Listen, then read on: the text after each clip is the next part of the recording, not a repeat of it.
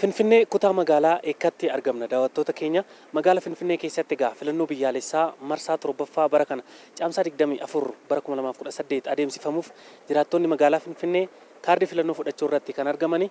EMNs egaa yeroo garaagaraatti akkuma simbiraan gahaa ture guyyaa har'aas buufataalee filannoo kutaa magaalichaa keessatti argaman muraasa keessatti argamuudhaan haalli galmee filattootaa maal fakkaata kan jedhu simbiraan keenya nu wajjin tura.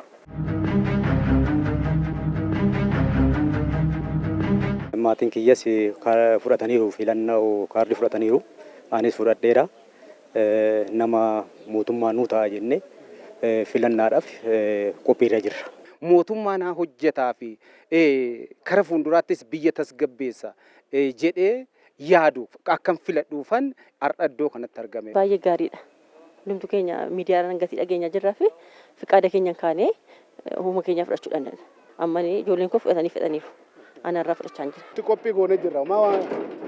Akka filannoo nama nu bulchu nu oolcha jennu sila beeknuuf, sila sammuu qabnuuf, sila yaannuuf qophii goonee jirra. Filannoo waliigalaa marsaa torbaffaadhaaf jiraattonni magaalaa Finfinnee filmaatilee garaagaraa fayyadamuudhaan inni tokko bilbila harkaa fayyadamuudhaan appilikeeshinii mircaa'ee jedhamuun galmaa'atii kan jirani dabalatee immoo buufataalee filannoo naannoo mana jireenyaa isaaniitti argamu deemuudhaan kaardii filannoo isaanii fudhachuu irratti argamu. Namni kayeetii dhaqee fudhinaan jedhan jiru. Uma kooti mara dhugatiin barbaadu fi ka'ee dhufe nama naa ta'u nama limaatii naa ta'u nama dubartootaaf ta'u nama qeerroof ta'u beeka gatii kanaatiif nama barbaadu maratuudhaan fi namni as gaddadee kana marate kana marate naan jedhan jiru. Waan tuttuqaarraa bilisa ta'edha. Abbaan barbaade moobaayilii isaarraa mana taa'ee buufachuu danda'a. Abbaan barbaade immoo asitti galmaa'uu danda'a. Wanti hunduu waan ifaa fi bilisa ta'een waan kara dimookiraasiitti ceene natti fakkaata.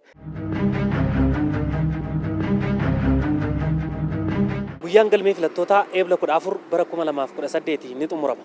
Kanaafis egaa lammiileen umuriin isaanii filannoodhaaf ga'e hanga ammaatti kaardii filannoo kan hin fudhatin guyyoottan muraasa hafe keessatti kaardii filannoo fudhachuudhaan filannoon bara kanaa haqa qabeessa dimookiraatawaa akka ta'uuf tumsuu akka qabanis jiraattonni magaalaa Finfinnee dhaamaniiru. Sagaleen tokko gatii guddaa qaba. Kanaaf yeroo nama dhumaa jira.